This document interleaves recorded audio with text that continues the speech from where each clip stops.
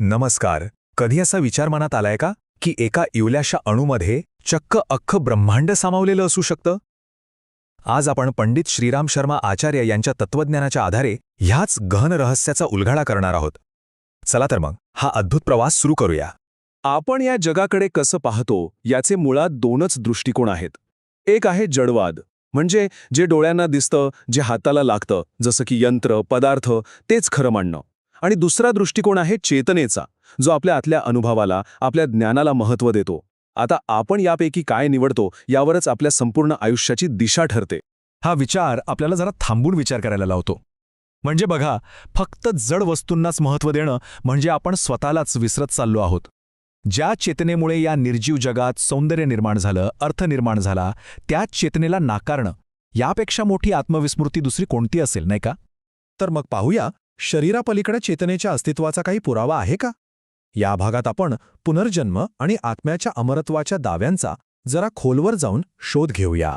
सगळ्यात आधी एक महत्त्वाची गोष्ट लक्षात घेऊया.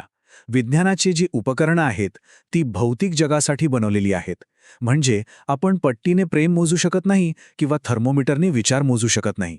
अगदी तसंच आत्मा ही एक अभौतिक संकल्पना आहे, जी या प्रयोगशाळेतील उपकरणांच्या पलीकडची आहे. पण थांबा, वैज्ञानिक उपकरणांच्या पलीकडेही पुरावे आहेतच की. जगभरात अशा हजारो घटना नोंदवल्या गेल्यात जिथे लहान मुलं त्यांच्या मागच्या जन्माबद्दल इतक्या अचूक आठवणी सांगतात की ऐकून आश्चर्य वाटतं. या सगळ्या घटना काय सांगतात? हेच की शरीर जरी नष्ट झालं तरी चेतनेचा प्रवास कदाचित थांबत नाही, तो सुरूच राहतो. आता एका खूपच शक्तिशाली रूपकाकडे वळूया. अणू आणि त्याच्या आत दडलेली शक्ती.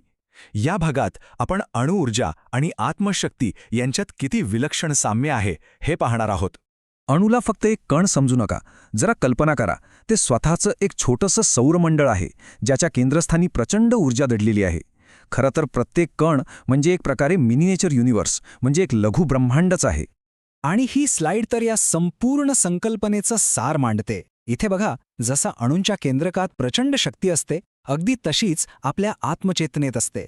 आणि जसं अणुविखंडनाने म्हणजे न्यूक्लिअर फिशनने भौतिक ऊर्जेचा महास्फोट होतो, तसंच आत्मसाक्षात्काराने आपल्या आत दडलेली अनंत आध्यात्मिक शक्ती जागृत होते. चला आता आपला दृष्टिकोन आणखी व्यापक करूया, जीवनाचा वैश्विक अंश. आता आपण पाहूया की ही चेतना फक्त माणसांपुरती मर्यादित नाहीये, तर ती सर्व सजीवांमध्ये कशी व्यापलेली आहे. कधी पाण्याच्या एका थेंबाला सूक्ष्मदर्शकाखाली पाहिले? तिथे एक संपूर्ण वेगळंच विश्व दिसेल. तिथले ते सूक्ष्मजीवसुद्धा जगण्यासाठी धडपडतात, वाढण्यासाठी संघर्ष करतात. त्यांच्यातही इच्छा आणि आकांक्षा आहेत, अगदी आपल्यासारख्याच. याचा अर्थ एकदम स्पष्ट आहे. चेतना ही एक वैश्विक शक्ती आहे. मग ती माणसात असो किंवा एखाद्या किड्यात, तिचं बाहेरचं रूप जरी वेगळं असलं तरी त्यामागे असलेली जीवनशक्ती एकच आहे. आणि आता आपण येतोय अंतिम टप्प्याकडे, ब्रह्मांडात आपले स्थान. आता या सूक्ष्म जगातून थेट वैश्विक स्तरावर झेप घेऊया आणि या अफाट पसाऱ्यात आपलं नेमकं स्थान कुठे आहे ते शोधूया.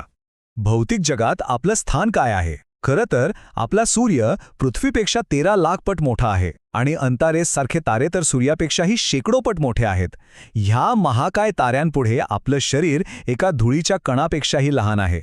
ही विशालता आपल्याला आपल्या भौतिक लहानपणाची जाणीव करून देते. आणि हे आकडे तर बघा, फक्त आपल्या आकाशगंगेतच 200 अब्जांपेक्षा जास्त तारे आहेत. आणि अशा अब्जावधी खरं तर 2 ट्रिलियन आकाशगंगा या ब्रह्मांडाचा भाग आहेत. या आकड्यांपुढे आपलं भौतिक अस्तित्व किती क्षुल्लक आहे याची आपण कल्पनाही करू शकत नाही. पण खरा चमत्कार तर इथे आहे. आपलं शरीर जरी अणूसारखं लहान असलं तरी आपली चेतना या संपूर्ण ब्रह्मांडाला समजून घेऊ शकते. विचार करा, जी चेतना या अफाट विश्वाला आपल्या कवेत घेऊ शकते ती स्वतः किती शक्तिशाली आणि विशाल असेल. आणि हाच प्रश्न या संपूर्ण प्रवासाचं सार आहे. आपलं खरं अस्तित्व कशात आहे? या अणुसारख्या लहान शरीरात की मग त्या ब्रह्मांडा इतक्या विशाल चेतनेत? आपण स्वतःला काय ओळखतो हेच महत्त्वाचं आहे.